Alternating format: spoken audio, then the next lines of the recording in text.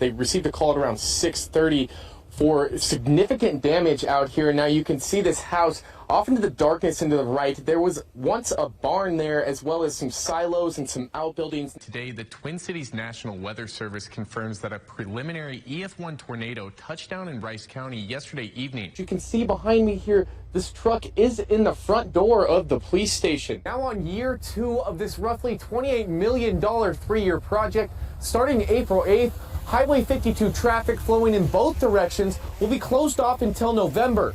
One gas station owner in Marion tells me this could significantly impact his business. Basically, with Highway 52 closed, I'll lose all of that traffic. Let's break this down.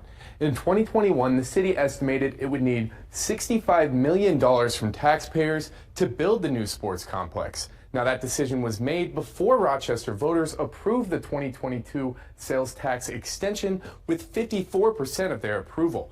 If you're teeing off on hole 3 at Oak Summit Golf Course, you might find an unusual sight. The owner to Cook says he plans to take this plane out of the woods himself. This trail in the woods behind the 300 block of Larkspur Lane is the trail a 60-year-old Cannon Falls man went missing on Monday evening during a routine walk with his dog. Police Chief McCormick tells me they are considering expanding their search into the Cannon River, roughly 300 feet behind me. He joins us live in the studio with family and neighbor reactions as well. Ryder. Brock and Caitlin, earlier today I spoke to the Dobson family who want to remember him as a proud veteran as well as a nature and animal lover who always brought laughter to family gatherings. Neighbors say Dobson was a friendly man who they think of daily and are shocked such events could take place only a few doors down. The highway specifically was very dangerous. Other Minnesotans tell me they are no stranger to rough road conditions during the winter. As southeastern Minnesota sees its first serious snowfall, semi-driver Jeffrey Brown says I-90 was a dangerous place to be during the day. Not as bad as it was earlier. It was bad. It was really bad. After driving past a rolled over semi, Brown says his job is not worth his life. When it gets bad, I'll park it. Me personally, it's not worth dying for. I don't love it that much. Some people would say here in Rochester, roads were actually fairly decent. As you can see behind me, traffic is flowing pretty normally here in northwest Rochester on Highway 52. Casey Stryver won the position for mayor in Claremont as a write-in candidate in November. Tonight, the city council decides he is not qualified for the position after the city attorney found Stryver does not permanently reside in the city of Claremont. Many community members at tonight's meeting were displeased with the council's decision. I'll see you and you. According to Dodge County, the mayor-elect, Casey Stryver, owns property on the east side of Claremont that appears to be vacant. There is no one living there.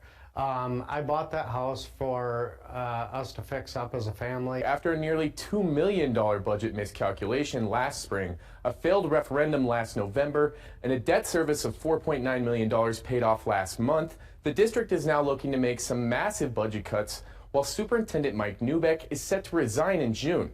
During the special meeting tonight, one student in attendance expressed his concerns for the future of Byron's education. The Orinoco-based company called Busy Baby manufactures its products in China and sells silicone merchandise designed to prevent children's toys and utensils from falling to the ground. The founder of the company is leaving behind thousands of dollars in product in the Asian country due to rising costs of imports from recently imposed tariffs. Deals will only be made if they benefit American workers and address our nation's crippling trade deficits. White House Press Secretary Caroline Leavitt reciprocating President Donald Trump's efforts to reshore manufacturing and possibly solve the U.S.'s $1.2 trillion global trade deficit in 2024 with the use of tariffs. We currently have $160,000 of products sitting in China that I cannot afford to bring into the U.S. Because it will cost more than that now. Our tariff is now at 104%. Busy Baby CEO and founder Beth Beneke says when the small business started in 2019, the original plan was to go through a U.S. manufacturer. We worked with a factory in northern Minnesota for a year and a half, almost 2 years, trying to develop our own material. They worked with chemists at the U of M and to no avail. Tariffs on Chinese goods have increased by a total of 54% since Trump took office. And Beneke says beforehand, importing her product from China cost nothing.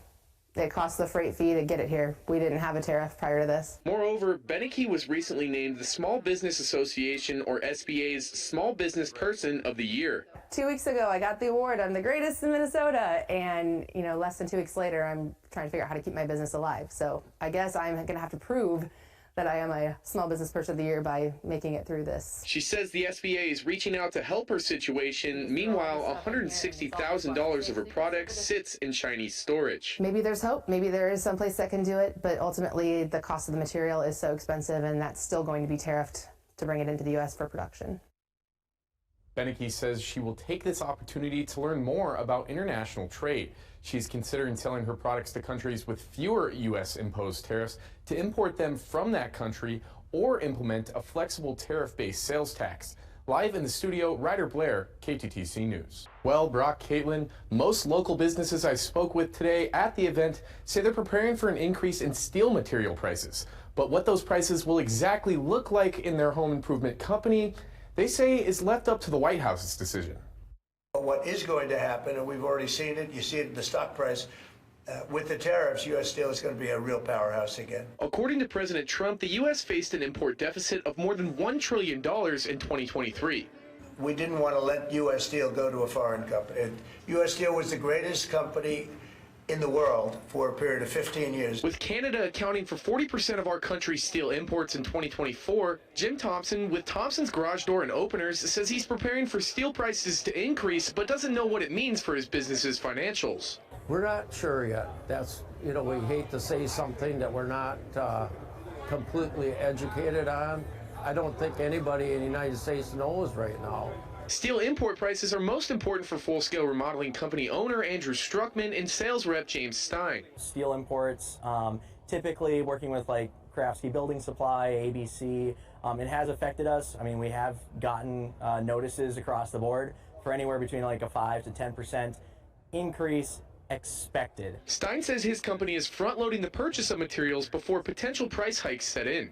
We pre-ordered a ton of material for this year for a lot of our builds that are through the summer.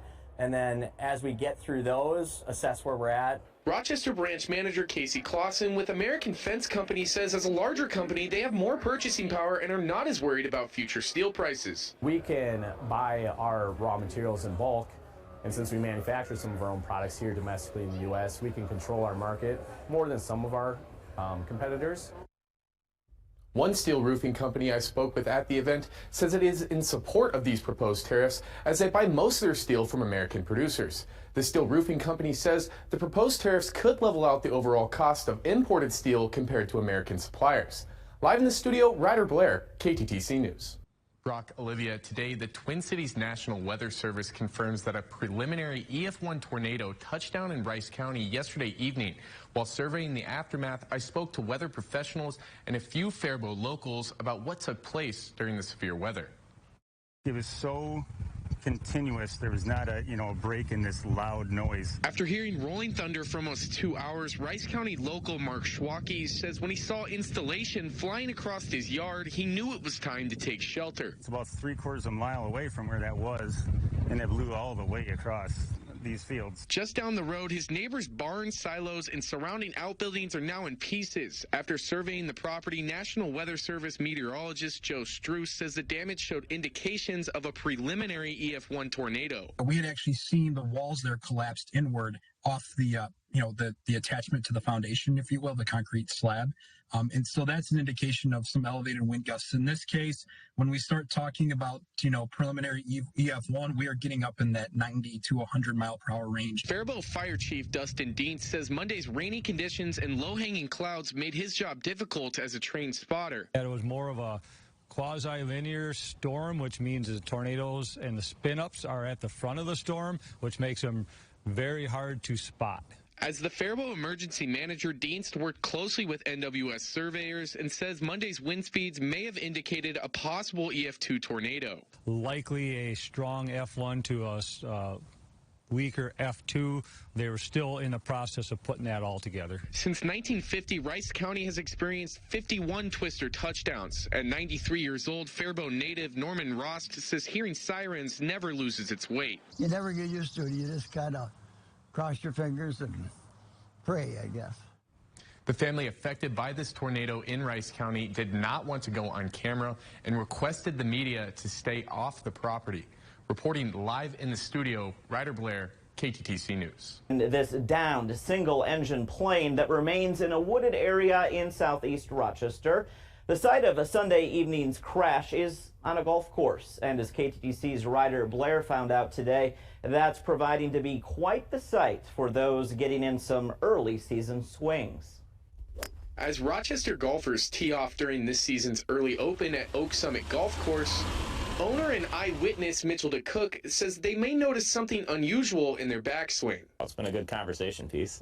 Everybody's kind of enjoying seeing it, and since the guy's okay, we can kind of, have some fun with it. So that's been interesting. If you're teeing off on hole 3 at Oak Summit Golf Course, you might find an unusual sight.